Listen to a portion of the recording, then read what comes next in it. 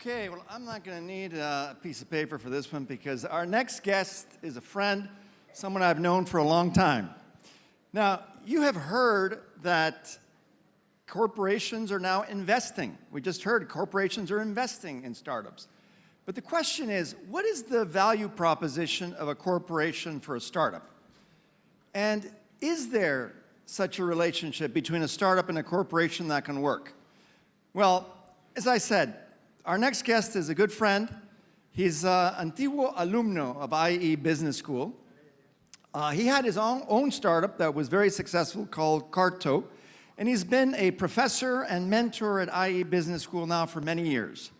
And now he is the head of open innovation at Telefonica. Ladies and gentlemen, join me in welcoming Miguel Arias.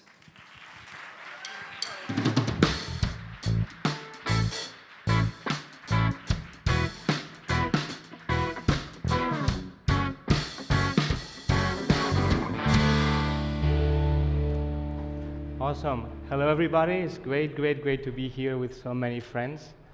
I was thinking when I was going through the event for this morning, I mean, it's incredible how everything has expanded, right? And I've been here for the last 15 years in the ecosystem, and it's just the best moment to be an entrepreneur in Spain ever, I would say. So I feel very proud to be able to help entrepreneurs now. As you know, I've been an entrepreneur for my whole life, and now I get to do a different thing from the other side of the table, from Telefónica's open innovation arm, right?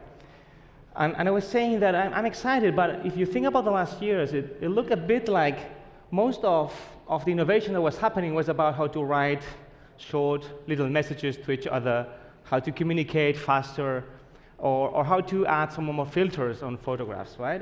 But I think there's so much more than that happening. It's a perfect storm that we're living nowadays. We have now AI coming of age that really starting to be used professionally in the enterprise environment. We have all these connected things, all these IoT devices, which will be intelligent thanks to AI. We have this new paradigm of blockchain and decentralized networks, and then you add into all this mix 5G, enabling tremendous broadband connection with very low latency. So I think it's an incredible moment to be doing innovation and disrupting entire industries. And it's a moment for big corporations like Telefonica to think, how can we open our ideas and our eyes to the wider ecosystem, right? I mean, our president loves to say that the elephant, the big corporation like Telefonica which is slow, but it's steady, and when it moves somewhere, it's very difficult to change the direction, that the corporate needs to dance with the gazelles, with the small, agile, but fragile startups. And I add there, we need to work, we need to dance with them, and we need to avoid killing them, right? I mean, there's a danger that the big corporation could kill the gazelles at the dance, right? So let's talk about how we're trying to do that at Telefonica and how maybe that helps others, right? And first of all, we at Wayra, we are the most global, connected, and tech-driven open innovation hub in the world, which means we have a strong technological focus, and we have a huge presence in our footprint. We have more than 60 different spaces, but the spaces are not important, right? What is important is the partnerships that we have with other places and what happens within each of those dots that I show you. We're talking about people, about entrepreneurs being helped to be accelerated. We're talking about the corporation changing their mindset in how to work better with startups everywhere around the world. To give you some numbers, and I will not get deep into numbers, but just to give you an idea, the number I'm most proud of is 100 startups working with Telefonica nowadays, because that's the big piece of what we can offer to startups, right? And the other piece I'm very proud of is that not how much money that Telefonica has invested, but how much money others have invested in the startups of the portfolio, which is over 1.2 billion, okay? And I think that's very relevant to see how you can create a movement that helps a whole ecosystem. So we've been around for 7 years, right? And we have learned a lot. We have made our bunch of mistakes. You need to kiss many frogs to find the princess or princesses. But we've also learned what is the new stage of corporate acceleration. How can we really provide value to startups worldwide? And as a former entrepreneur, to be totally candid here in this small room just with friends, I can tell you that I had to go more than 40 times to Distrito, to the headquarters of Telefonica, trying to work with Telefonica at the time, right, as CEO of Carto. And after every meeting, I was convinced I had nailed it. I thought, wow, this meeting really went very well. They said yes or a mild yes, but they are interested. And I was just calling my CEO, my co-founder, and I say, Javier, it's happening. Add this new deal in the CRM because we have got a great deal with Telefonica. I'm sure it's going to happen next month. And then time passed, and things were not happening. And I see many people just yaying to me right now that this is happening to many of us working with many corporations. These tremendous delays from the first moment where you think you have nailed the explanation to when you really are able to close a deal. So when thinking about what we can do from Wayra is how we can become this interface, this smooth interface between startups and the corporations to make sure that real business happens. Because our real value proposition that Paris was mentioning is not the investment, it's not the connections, or it's not even the real estate that we can have worldwide. It is joint business development. How can we do business as partners? How can we take the products of the startups, integrate them with other products that we may have, and give them to the wider ecosystem because we have the access to the customers, 350 million customers and thousands of corporate customers too. How can we help the startup to get at scale? For sure, if you add skin in the game, even the better. If we invest there, they become family, and it's easier for us to go through procurement, to go through compliance, and to make business at wider scale. And there are other things we can support too, right? We can give access to technology, we can give access to expertise, but going back to the basics, the main value proposition that we can give as a corporation is joint revenue generation. So in order to do that, there needs to be 5 things we need to be masters at in open innovation in a big corporation. And the first is find tech disruptors. And I'm happy to say that Silicon Valley is not a place anymore, right? Silicon Valley is an attitude. And that attitude can be found everywhere in the world. We are finding tremendously talented entrepreneurs, for sure in Spain, but also all around LATAM, in Buenos Aires, in Santiago, in Bogota, everywhere, or in the UK, Germany.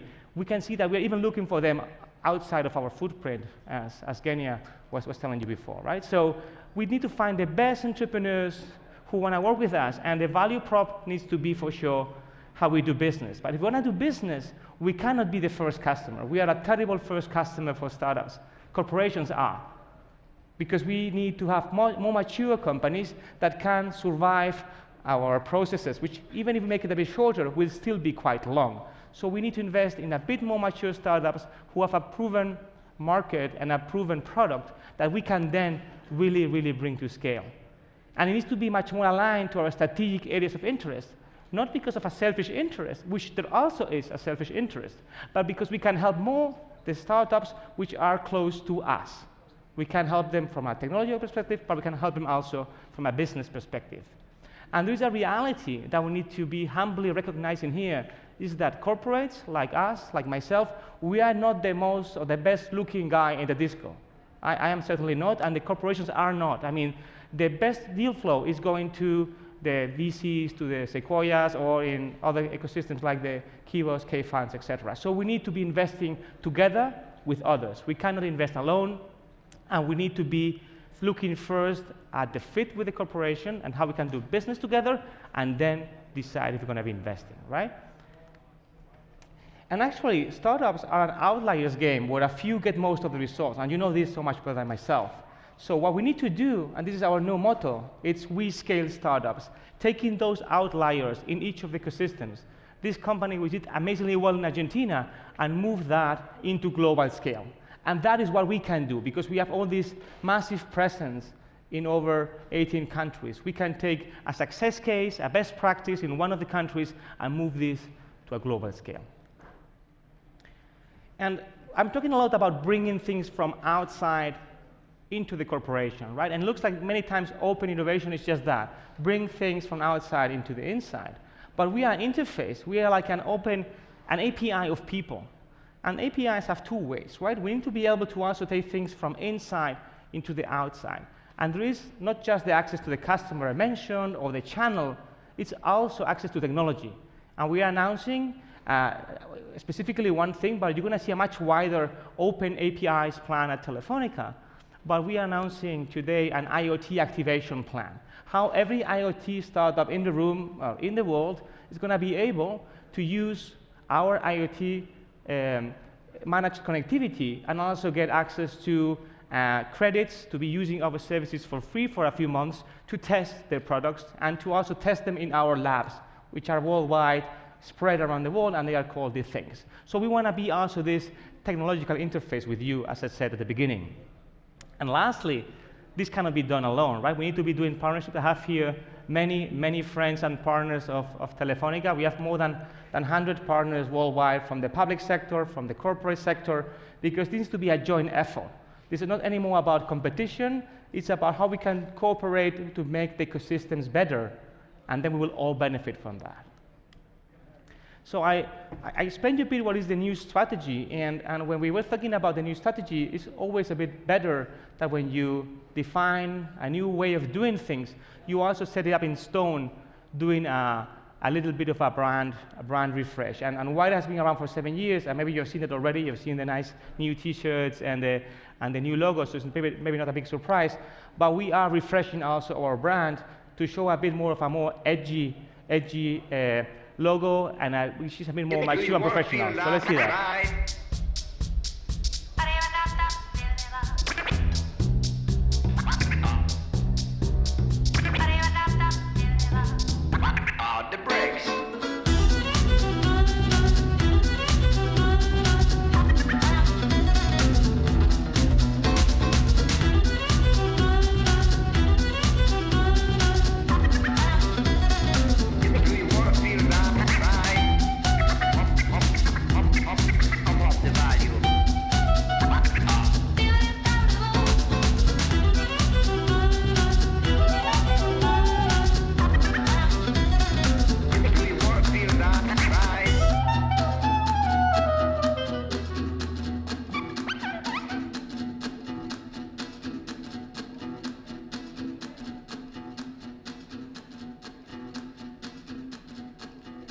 Awesome. I think at least,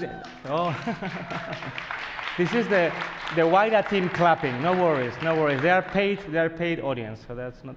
So at least the music is cool, guys. I don't know what you think about it. No? Yeah, maybe.